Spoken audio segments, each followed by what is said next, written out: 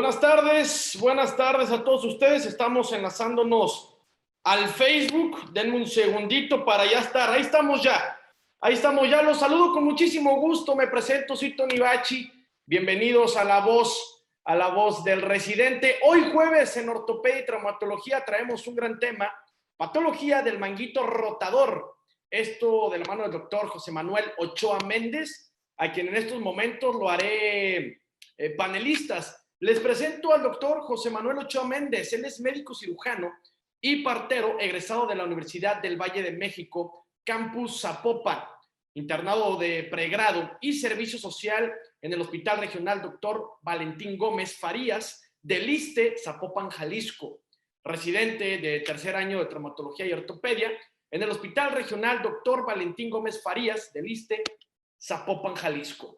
Con ustedes, doctores y doctoras, residentes, amigos y amigas, el doctor José Manuel Ochoa Méndez. Le voy a pedir que levante la mano aquí en el Zoom. Ya lo encontré, el doctor José Manuel. Y también, señoras y señores, estará con nosotros el doctor César Augusto Álvarez. Él será nuestro mentor. Ya hemos tenido la oportunidad de verlo en más de alguna ocasión y para mí es un honor también que sea el mentor.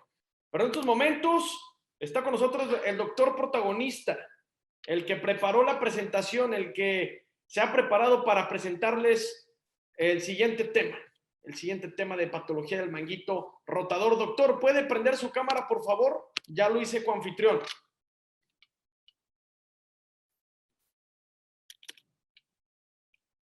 Tiene el micrófono apagado, doctor. Listo, porque ya. Perfecto, doctor. ¿Cómo se encuentra? Muy bien, muchas gracias a ustedes. También muy bien, nos da muchísimo gusto. Quiero invitar al público que nos salude, que nos diga desde dónde nos ven. Para mí es muy importante saber desde qué localidades, desde Guadalajara, Monterrey, Ciudad de México, Juárez, Oaxaca, Chiapas. También solemos tener público de Sudamérica. Entonces, la gente del Facebook, salúdenos y digan desde dónde nos ven, al igual que la gente del Zoom. Veamos qué público termina siendo más participativo. Les explico la dinámica. El doctor José Manuel Ochoa Méndez tendrá 30 minutos para exponer su tema. Al terminar, el doctor César Augusto Álvarez complementará el tema, lo va a mentorear, lo va a cuestionar si así lo cree necesario, pero finalmente pasaremos con el mejor público que existe, que son ustedes, los residentes, que deciden estar con nosotros un jueves, así que les pedimos participación para hacer más llevadero la presentación. Pueden hacer una pregunta, complementar con un comentario, mandar un saludo, felicitaciones, etcétera. El punto es que si ya estamos aquí, pues vamos participando. En estos momentos acabo de ver al doctor César Álvarez, quien lo estoy haciendo panelista. Hay que esperar a que acepte mi invitación a panelista. Posteriormente lo haré confitrión para que pueda prender micrófono y cámara. ¿Cómo está, doctor César Álvarez? Un gusto me da saludarlo. Hola, ¿cómo estás? Buenas noches o tardes. Muchas gracias. Todavía. Muchas gracias por la invitación. Y José Manuel, mucho gusto y muchas gracias y felicidades. No, yo estoy para apoyarte, José Manuel, ¿eh? Estoy para apoyarte. Muchas gracias, doctor. Todo lo que se nos atore, tú aprendes de mí, yo aprendo de ti, pero sacamos adelante muy bien tu tema, ¿ok? Tú empiezas, muchas gracias, yo doctor, para apoyarte. Lo importante perfecto, ahora sí gracias. que es aprender todos juntos. Entonces, ese es el objetivo. Doctor José Manuel, vaya por favor compartiendo su pantalla para que en cuanto nos dé las 8 Claro. horario del Centro de México, arrancamos. Le mando saludo a la gente del Facebook que se empieza a manifestar con interacciones, a Guillermo Lamadrid, Claudia González, Mauricio Rodrigo Martínez, ya se empiezan a hacer presentes en el Facebook. A ver si los del Zoom nos dicen desde dónde nos ven, como la doctora Brenda Elizabeth Rivera Guzmán, Fabián Lezama, Fidel Lagunes Montero, Cassandra Brambila, Sarian Orozco, Eubaldo Íñiguez. Les mandamos un saludo también a Ángel Marín. Gracias por conectarse desde temprano. Mira, nos saluda el doctor Fidel desde Papaloapan, Oaxaca. Les mandamos un abrazo a Fidel Lagunes y a todos los residentes que nos escuchan y nos ven desde Papaloapan, Oaxaca. Ahora sí, dando las 8 en punto horario del Centro de México, arrancamos. Doctor José Manuel, ¿puede compartir su pantalla? Sí, claro, nada más tengo unos problemitas aquí con mi máquina, déjeme. Perfecto, aquí también Ángel Lozada en el Facebook nos saluda desde Colombia. Le mandamos un abrazo a todos nuestros parceros de Colombia. Ángel Lozada, también a Georgia Santol de Michoacán nos manda buenas noches, gracias por estarse ahí comentando en el Facebook. También compartan el en vivo para que lleguemos a más personas, que también es parte del objetivo. Ahí estamos ya. Listo, ¿verdad? Así es. Adelante, doctor, arrancamos. Ok, perfecto. Muchas gracias. Bueno, pues buenas noches. Como ya comentaron, soy el doctor José Manuel Ochoa Méndez, residente de tercer año de la especialidad de traumatología y ortopedia. Vamos a hablar un poquito de patología del manguito rotador. Comenzando un poco con epidemiología, el dolor del hombro es una de las causas pues, que más frecuentemente nos llegan más pacientes a la consulta externa de traumatología y ortopedia. Se estima que es más o menos de 11.2 casos por cada 100,000 habitantes de patología o dolor en el hombro, siendo una patología del manguito rotador la principal causa. Las lesiones del manguito rotador, alrededor de 3.7 por 100,000 pacientes por año. Existe una mayor incidencia durante la quinta década de la vida en pacientes masculinos, en hombres, y en la sexta década en mujeres. Además, es una patología que se asocia mucho con personas que tienen, o que en su actividad física tienen mucho que ver el utilizar muchos movimientos de los brazos o incluso el movimiento de los brazos por arriba de la cabeza. La parte, por así decirlo, del manguito rotador que más se lesiona, que más se lastima, es el supraespinoso, que ahorita vamos a hablar un poquito de cada uno de lo que forma el manguito de rotadores. Hablando de anatomía y funciones, el manguito rotador consta de 4 tendones, que es el subescapular. Este se origina en la fosa del subescapular y va hacia el tubérculo menor del húmero. ¿De qué se encarga? De rotar medialmente el húmero, así como brindar estabilización y aducción.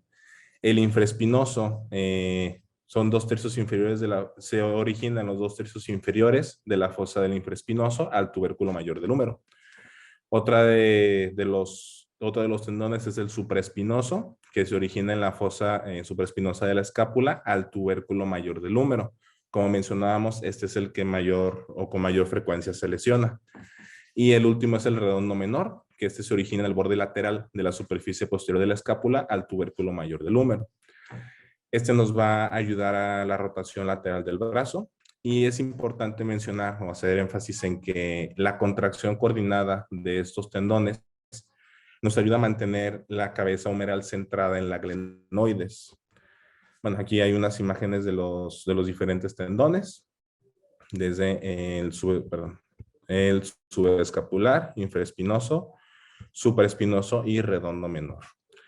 Es importante también hacer énfasis en que la patología del manguito rotador no solamente, enfocando no solamente en los tendones del manguito, sino en las estructuras adyacentes. Por ejemplo, en muchos pacientes que acuden a consulta con una patología del manguito rotador, se asocia más a un pinzamiento subacromial, que quiere decir que el acromion tiene una curvatura, una desviación hacia inferior que nos va a ocasionar que el músculo que pasa por ahí abajo, que es el supraespinoso, nos esté ocasionando pues desgarre y pinzamiento.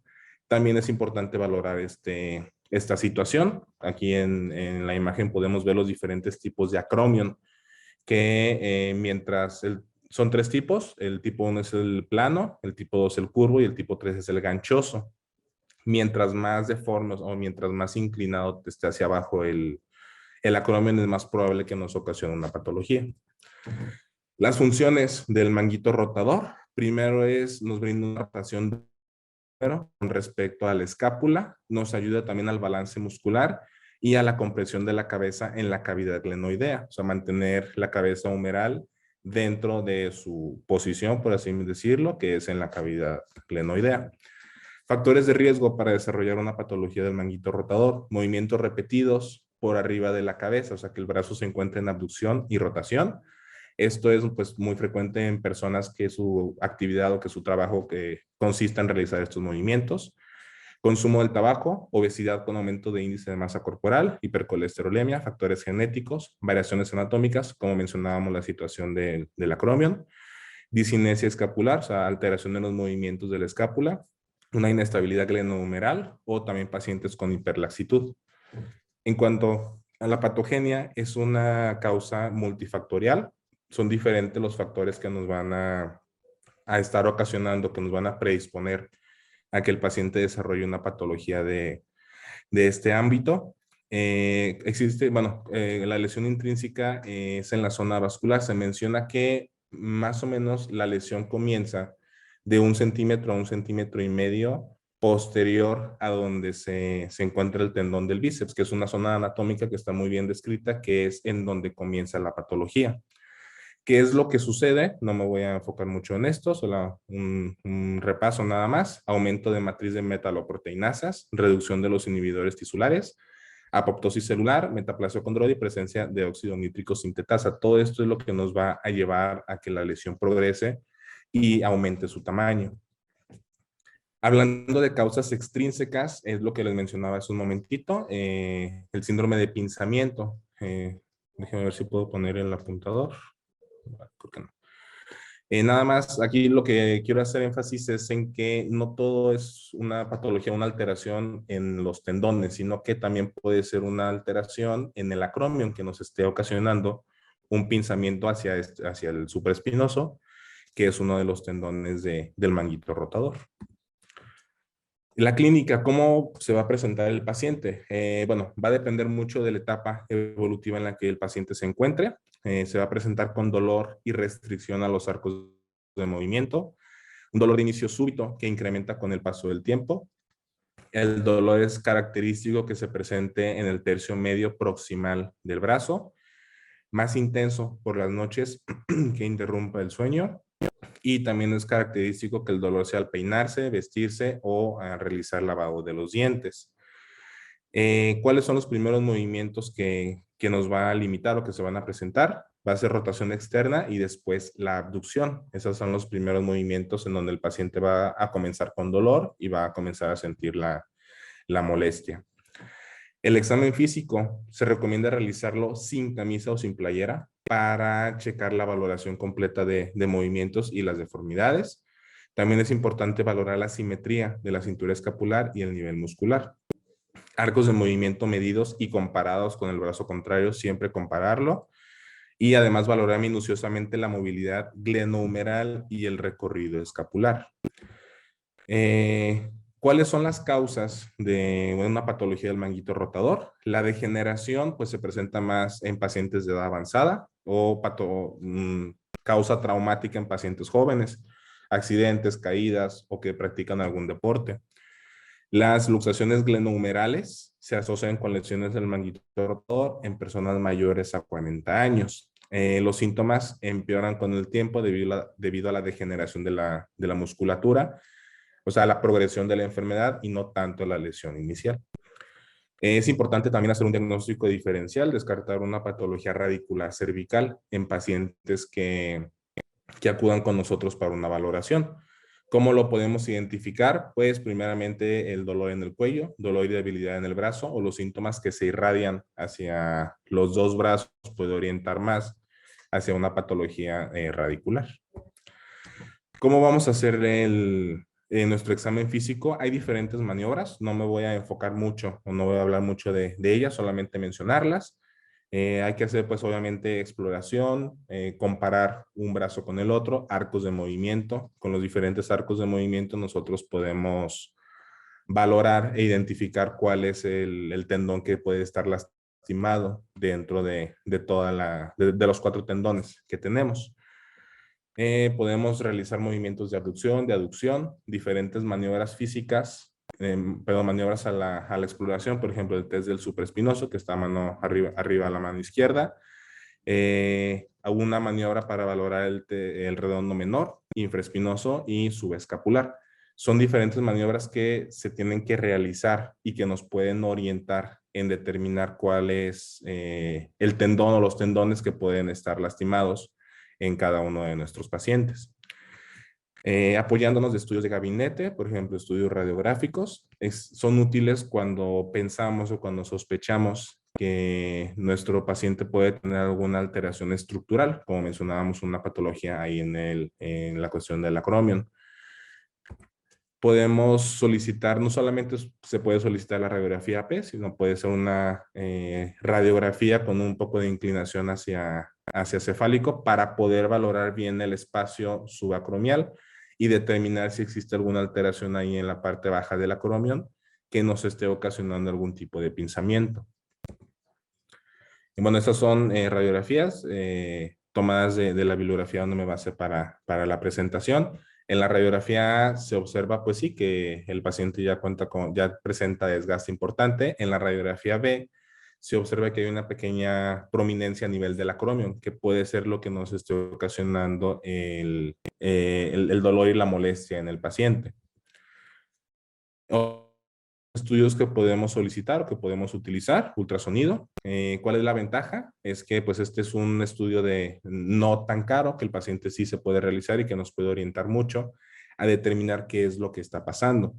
Es una de las ventajas, pues sí, es menos costoso, pero una de las desventajas es que es operador dependiente. Depende mucho de la persona que nos ayuda a realizar el ultrasonido. En la imagen de la izquierda se observa una imagen hipocogénica, y nosotros lo podemos valorar como una discontinuidad en el tendón del supraespinoso, que se relaciona con la imagen de la derecha, que es de una resonancia magnética. Esto es en esta imagen es lo que les comentaba de dónde comienza la lesión. Se ha estudiado y se ha determinado que la lesión del manguito rotador, en este caso es el supraespinoso, comienza más o menos de 13 a 17 milímetros posterior al tendón del bíceps. En las 4 imágenes, no es que no puedo apuntar, se observa en la parte, es un círculo que está en la parte derecha de cada una de las imágenes. Ese círculo es el tendón del bíceps y la lesión comienza de 13 a 17 milímetros posterior a esta localización. Es la zona más frecuente donde comienza y donde después de ahí es de donde se progresa la lesión. La resonancia magnética también es otro estudio de gran utilidad que nos permite para descartar lesiones cuando el tratamiento conservador o el tratamiento inicial no ha brindado un efecto. Nos ayuda también a establecer el grado de retracción y atrofia muscular con infiltración grasa. Es un estudio que nos brinda buena sensibilidad y especificidad en lesiones complejas, pero se limita a lesiones parciales. Entonces, estas son imágenes igualmente de una resonancia, en donde en la imagen A se observa una retracción masiva total del manguito rotador, que se puede comparar con la imagen B, donde se observa una atrofia del supraespinoso e infraespinoso. En esta imagen igualmente es una resonancia, donde nos habla que es un paciente de 20 años, que mientras estaba cargando pesas, es un militar, comienza con dolor y molestia en su hombro, se le realiza la resonancia y se observa la lesión en el supraespinoso. Hablando un poco de clasificación, no me voy a enfocar mucho en la clasificación porque pues hay varios puntos o varios sistemas en los que nosotros podemos clasificar, y una vez que esté clasificado es como nos vamos a basar o a enfocar para realizar algún tipo de tratamiento. Esta otra imagen es una clasificación de Ellman y Garson que nos habla de la retracción y de la descobertura de la cabeza del húmero, hablando de lesiones de supraespinoso. Igualmente la clasificación de Ellman para determinar el grado de retracción y de descubrimiento de la cabeza del húmero. ¿Cómo se realiza la curación del tendón? Es necesario que recordemos que los tendones del manguito rotador tienen una presencia intrasinovial, por lo tanto una curación espontánea no es posible. Se va a llevar a cabo mediante 3 fases. Primeramente va a ser la fase inflamatoria, que va a durar días, la fase proliferativa, que dura semanas, y la fase inflamatoria, que nos puede llegar a durar hasta 6 meses. ¿Cómo realizamos el tratamiento? Esto va a depender mucho de la patología que tengamos y del grado de lesión. Hay que valorar si es una lesión incompleta o completa, si el tendón que está lesionado está retraído o no está retraído, si sí está retraído, si es menor o mayor a 3 centímetros.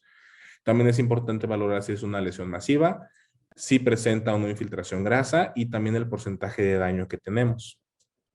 En el grupo se divide en diferentes grupos. El grupo 1 es una reparación temprana con una lesión aguda. Este tipo de pacientes normalmente son jóvenes con debilidad y dolor posterior a un evento traumático que concuerda con las imágenes que se les solicitan, ya sea por ultrasonido o por resonancia.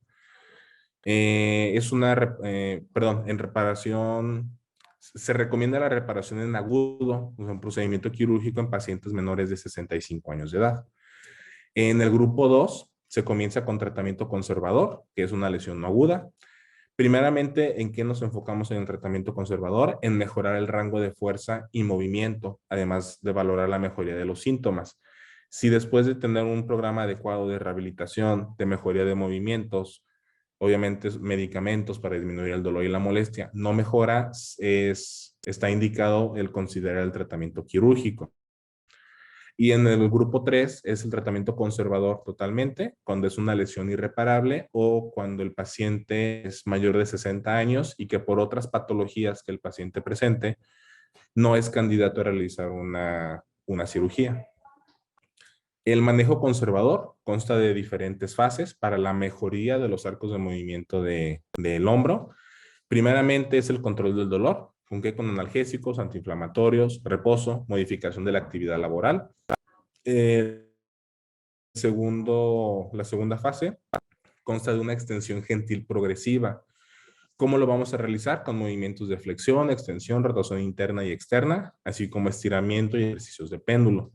La tercera fase consta de ejercicios de fortalecimiento para aumentar o para, conservar primeramente y después aumentar el rango de movimiento pasivo que el paciente puede realizar. Y la última fase es una etapa de mantenimiento. Es para retomar actividades y mantener un manejo de dolor, así como flexibilidad y fuerza. Y también pues continuar. Se recomienda que una vez ya en este punto, que el paciente continúe con ejercicios de 2 a 3 veces por semana. Hablando del tratamiento quirúrgico, no voy a poner, bueno, puse imágenes, mejor dicho, de las técnicas. Creo que la intención de la plática, simplemente puedes tener en cuenta que el tratamiento quirúrgico se indica, dependiendo, como ya les mencioné, dependiendo del grupo, y además posterior a realizar un tratamiento conservador, si este no mejora, entonces ya sería cuestión de valorar un tratamiento quirúrgico. Una de las técnicas es mediante mini-open, que es una visión directa de la lesión, nos ayuda para valorar y para determinar la calidad del tejido remanente, así como nos brinda una mayor seguridad de reinsertar el tendón en su área normal de reinserción. El programa postquirúrgico, claro que después del procedimiento quirúrgico el paciente tiene que acudir a rehabilitación para mejoría de arcos de movimiento, no inmovilizar tanto tiempo después de la cirugía para evitar la presencia de lesiones y mejorar los arcos de movimiento.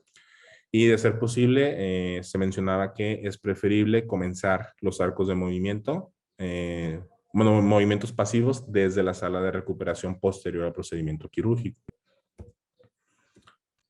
Estos son algunos de los movimientos que el paciente puede y que se recomiendan que comience a realizar incluso en la sala de recuperación, que el paciente esté acostado y con su otro brazo comience a levantar su brazo. ¿Para qué? Para comenzar con la mejoría de los arcos de movimiento. Son diferentes ejercicios que el paciente puede y se recomienda que comience a realizar. Después de la cirugía, existe, pues sí, como en todo, algún porcentaje de pacientes que a pesar de que los operamos, continúan con dolor. Habría que valorar cuáles son las causas del dolor persistente después de una cirugía. Pueden ser tanto causas extrínsecas como causas intrínsecas. desde alteraciones en el plexo braquial, una radiculopatía cervical, como ya lo mencionábamos antes, neoplasias, neuropatía supraescapular o causas intrínsecas, como una fractura por estrés del acromion, una insuficiencia del deltoides, infecciones, osteoartritis, perdón, y que eso pues ya sería cuestión de continuar con la valoración. Bueno, mi plática, hablando del tema, es hasta ahí. Estuve revisando este artículo en el que hablan de los efectos y de la evidencia que hay actualmente en la aplicación de plasma rico en plaquetas cuando se realiza una cirugía de manguito rotador. Es un artículo del 2011, se me hizo bastante, perdón, 2020, se me hizo bastante interesante. Nos habla un poquito de generalidades. Bueno, mencionando que el desgarro del manguito rotador ocasiona, como ya lo platicamos, dolor y limitación a los arcos de movimiento. El tratamiento de elección es una reparación por vía artroscópica cuando el tratamiento convencional, o sea, el tratamiento conservador, ha fallado. Se mencionaba también que el riesgo de presentar un nuevo desgarro va desde el 34 al 94% y se ha asociado con que pues existe una pobre capacidad de curación del tendón hueso en la zona donde nosotros normalmente reinsertamos el supraespinoso. Hablando un poco, plasma rico en plaquetas, ¿qué es? Es una concentración de plaquetas preparada mediante la centrifugación de sangre autóloga. ¿Qué es lo que contiene? Factores de crecimiento derivado de plaquetas, transformantes, bueno, diferentes factores de crecimiento. Se ha valorado que la aplicación de plasma rico en plaquetas es efectiva en reducir el rango de desgarro, mejorando la evolución del paciente. Los criterios de inclusión y exclusión. Inclusión fue un desgarro total del manguito rotador, diagnóstico mediante resonancia magnética o ultrasonido, que se haya realizado la cirugía mediante reparación artroscópica y que la aplicación de plasma rico en plaquetas sea durante la reparación, no después, sino durante la reparación para que se aplique exactamente en donde estamos reinsertando el tendón. Los criterios de exclusión, que sea una aplicación de plasma pero que sea rico en fibrina, que el diagnóstico no se haya hecho, con resonancia o ultrasonido, que sean desgarros parciales y que la inyección del plasma se haya hecho posteriormente y mediante ultrasonido. Se utilizaron diferentes scores para valorar la evolución del paciente, desde el UCLA, el DASH y el VAS, y la búsqueda de información se hizo en PubMed, Embase, Cochrane y Google Scholar. Las características del estudio fueron 5 años de recolección de los pacientes. En total fueron 541 pacientes, de los cuales 273 se trataron con plasma rico en plaquetas y 268 del otro grupo control. Un estudio tuvo diagnóstico mediante resonancia magnética o ultrasonido, los demás mediante resonancia magnética. Y también valoraban este último punto, en el cual 3 estudios realizaron una reparación sencilla y 4 estudios una reparación doble. ¿Qué quiere decir? La reparación sencilla solamente se utiliza una sutura, por así decirlo, y en la reparación doble se utilizan 2 suturas para realizar la reparación. Esta pues es la imagen donde nos hablan del total de los estudios incluidos, bueno, los que se incluyeron en un principio, que fueron 17, y a fin de cuentas fueron nada más 7 después de excluir los que ellos consideraban que no entraban en sus requisitos. En esta primera tablita nos habla de las características de los diferentes pacientes que se incluyeron en el estudio. Desde el autor del estudio, la lesión del manguito rotador, cómo lo diagnosticaron, qué procedimiento se les hizo. Aquí dividen el grupo de plasma rico y el grupo de control, el seguimiento, que va desde los 12 meses hasta los 60 meses, y así como el seguimiento se realizó también mediante estudios de imagen, ya sea resonancia o ultrasonido. El porcentaje de un nuevo desgarro se incluyó en los 7 estudios, fue de 233 pacientes en el grupo de plasma rico en plaquetas y 231 en el grupo de control. Y en el nuevo desgarro fue significativamente menor en el grupo de plasma rico en plaquetas con una P menor a 0.009, que es un valor significativo.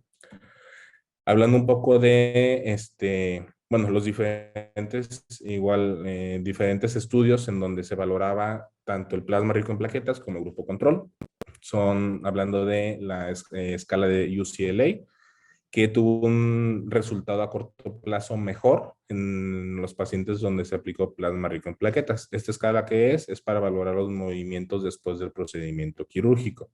A largo plazo no hubo diferencia significativa. El siguiente es el grupo, el DASH Score. Resultados a corto y largo plazo fue exactamente el mismo, no hubo ninguna diferencia. El último, el Score VAS, resultados a corto plazo fue significativamente bajo en el grupo en el que se utilizó plasma rico en plaquetas. Además de la reparación sencilla y doble, tuvieron el mismo resultado. Y al resultado a largo plazo no hubo alguna diferencia. A fin de cuentas, las conclusiones a las que se llegó mediante el estudio es que la aplicación de plasma rico en plaquetas durante la reparación artroscópica termina siendo benéfica. Reduce el riesgo de presentar una nueva ruptura y la recomendación que ellos hacían era que se recomendaba el realizar la aplicación de plasma rico en plaquetas en el momento de realizar el procedimiento para una mejor evolución del paciente. Y sería todo por mi parte. No sé si hay alguna duda. Doctor, ¿algún comentario? No, felicitarte, José Manuel. Excelente tu presentación. Pues nos diste un brevario ahí de la historia, de la evolución, del diagnóstico, del medio, del tratamiento. No, esperamos las respuestas y yo cualquier cosa aquí estoy para contestar. Si tú tienes alguna duda también. Quizás haciendo un poquito, recalcando al artículo nada más. Sí, desgraciadamente sí se ha hecho mucha propaganda del plasma rico en plaquetas y como ves ahí el valor estadístico pues es 0.00009. Realmente estadísticamente no hay ninguna diferencia. La única diferencia desgraciadamente es económica. Sí. Y se ha visto que más bien ha habido muchos comerciantes al respecto. Realmente no está demostrado pues que sirva o no sirva todavía, ¿no? Y sí, ahorita sí. Mini Open prácticamente pues ya no se hace, realmente lo hacemos artroscópico, la reparación y lo hacemos con anclas. Sí. Y lo ideal es cuando hay una ruptura parcial y es sintomático, pues repararlo, porque si tiene ya el paciente una ruptura parcial y no lo operamos, va a terminar haciéndose una ruptura mayor. Entonces sí es más difícil repararlo y la recuperación es también más complicada.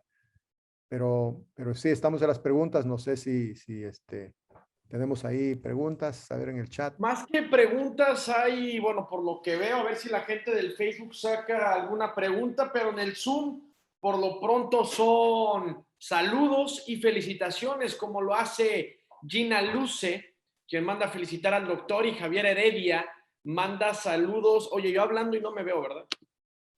A ver. Aquí estamos. Javier Heredia pone buenas noches, saludos desde Puebla, y Gina Luce, como lo comentó, manda felicitar al doctor. En este lado también tenemos Miguel Ulloa, pone buenas noches desde Ciudad del Carmen, Campeche, le manda felicitar, doctor. El doctor Miguel Ángel Ulloa lo manda felicitar, doctor José Manuel. Muchas gracias. También Jesús Nieblas Leiva pone excelente ponencia, doctor. Puras rosas las que están cayendo hoy. Gracias, doctor José Manuel, por su presentación. Y en el Facebook, ahorita que le di refresh, me pone, bueno, a modo de reacción, pone que me encanta la presentación Gaby López Abarca en el Facebook. Y a la gente que te manda felicitar mediante me gusta en el Facebook, pone Carmen Martínez Nieves, Ángela Riojas, Juan Carlos Rodríguez Martín, Noemí Hernández Cabrera, Mari HGO, René Ruiz, Ángel Osada, Georgia Santol, Mauricio Rodríguez Martínez, Claudia González y Guillermo Lamadrid. Lo mandan felicitar también en Facebook. Excelente, doctor. Muchas gracias. Gracias. Señal que estuvo excelente, ¿sí o no, doctor César? Sí, no, una buena ponencia y la verdad que sirve mucho, que me da mucho gusto que desde el tercer año ya estén hablando de esta patología y la verdad que el hombro, ¿qué te puedo decir? Es apasionante y sí, tiene un grado de dificultad obviamente mayor a dedicarse al hombro que a la rodilla, porque así empezamos todos haciendo rodilla, pero sí, no, felicidades y bueno, si tú tienes alguna pregunta, yo te preguntaría para nomás para darle un poquito de vida, o si tienes alguna pregunta extra. No, por lo pronto no. Son puras felicitaciones, así que adelante, doctor. Sí, no, aparte de felicitarte, preguntarte, se habló un poquito de la rehabilitación. En estos pacientes tenemos un síndrome, lo conocemos como sabes el nombre de síndrome de pinzamiento. Sí. ¿Qué idea tienes tú? Sabemos que es el supraespinoso el que generalmente produce esto con un acromion eventualmente tipo 3, que va a producir el pinzamiento mayormente. ¿Qué idea tienes tú o qué es lo que generalmente crees que produce el síndrome de pinzamiento? Lo que produce el síndrome de pinzamiento pues sería la deformidad que tiene el acromion, que está, pues, valga su nombre, pinzando o lastimando ahí la parte del supraespinoso, que es por donde recorre el mismo músculo, y que la deformidad lo pinza, lo atrapa, pues. Ajá. Sí, ok, sí, esos son los factores, pero los últimos artículos lo que estamos viendo es incluso que algunos ya no estamos haciendo eventualmente la famosa acromioplastia y bursectomía que hacíamos antes, porque lo que se ha detectado es que la cabeza biomecánicamente no está bien centrada porque uno de los 4 tendones del manguito de los rotadores se ha debilitado. Generalmente pasa cuando el supraespinoso, por sobreuso o por un estiramiento o por una contusión, entonces hay un desbalance muscular y esto hace que la cabeza se descentre en la glenoides, ascienda un poquito y empiece a pinzarse. Más o sea, lo último que estamos viendo es más que en el gancho del acromion, lo que estamos viendo es que es un problema biomecánico. Entonces, por eso es que estos pacientes cuando empiezan con dolor de hombro y no hay datos de una ruptura total o una ruptura parcial en cuanto a espesor, que le llamamos ruptura en pasta, genera mucha mejoría la rehabilitación en ellos en un 70-80%. Entonces, quería aclarar esa parte porque sé que en la residencia tenemos esa creencia de que, no, pues vamos a quitarle un pedazo de acromion, le hacemos tipo A y ya no le va a pinzar. Sí. Pero si no hay una rehabilitación adecuada para fortalecer el grupo muscular que está siendo debilitado, el paciente va a ir, no va a haber mejoría, ¿no? Ok, sí, perfecto.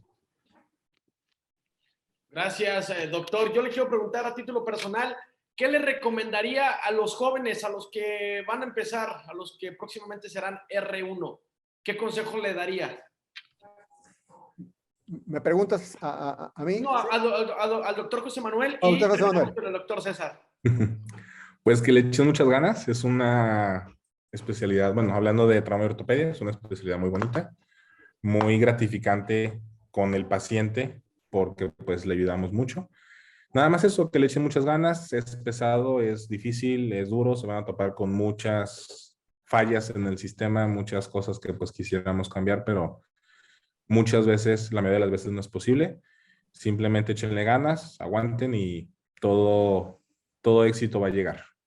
Su recompensa va a ser muy grande. Gracias, doctor José Manuel. Doctor César Álvarez, para complementar. No, igualmente, sí, claro.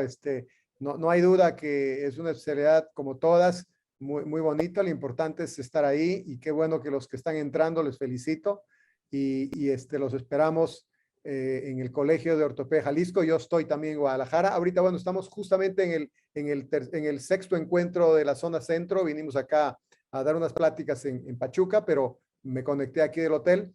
Gracias por la invitación. Y a los muchachos, sí, claro, a los nuevos residentes, por favor, estudien mucho. Somos un país maravilloso, es una especialidad hermosa, tenemos muchos pacientes que ayudar y no se cansen porque esto apenas empieza y bueno, es una profesión que como otras que hay que estudiar mucho y no hay que olvidar que el lado humano es muy importante y lo último que siempre trato de decir es que por favor seamos honestos en nuestros tratamientos con nuestros pacientes. Correcto, gracias doctor por los consejos. Llegamos al final. Voy a checar rápido el Facebook. Están los mismos comentarios y felicitaciones. Llegamos al final. Doctor José Manuel, ¿cómo se sintió? Muy bien, muy apoyado, muy padre. Muchas gracias por brindarnos la oportunidad. Gracias, doctor César Álvarez. Gracias por acompañarnos nuevamente. ¿Cómo se sintió esta vez? No, excelente, como siempre, muchas gracias por la invitación. y ahí estamos, cualquier cosa a la orden, con mucho gusto, para apoyar a los compañeros y amigos y colegas residentes y animarlos. Y bueno, José Manuel, pues ahí te esperamos. Yo estoy en el Hospital San Javier, en lo que necesites, ahí estamos a tus órdenes, y en el Colegio de Ortopedia de Jalisco, igual en la Federación. Gracias, doctor César Álvarez. Gracias a los dos. Nos pone Mirko Dante Miguel García, nos pone saludos desde Bolivia, felicitaciones, sigan adelante. ¿Cómo ves, doctor José Manuel? Muchas gracias. Muy bien, muchas gracias. Perfecto. Pues sería todo. Muchísimas gracias a todos los que se quedaron hasta el final. Recuerden que si se perdió un pedacito o alguien que conozcan se tuvo que desconectar, esto va a quedar en el YouTube, en Medical Legal Center, así nos encuentras, y también en el Facebook, ahí en Yo Soy Médico 17, ahí se va a quedar el en vivo para que lo puedan compartir, para que lo puedan volver a ver y que podamos llegar a más personas, ¿sale? Muchísimas gracias, yo soy Tony Bachi, nos despedimos, sigan en sintonía de La Voz del Residente, mañana nos vemos en Cirugía General. Nos vemos, que tengan excelente noche. Hola, Tony y doctor José Manuel, muchas gracias, un abrazo.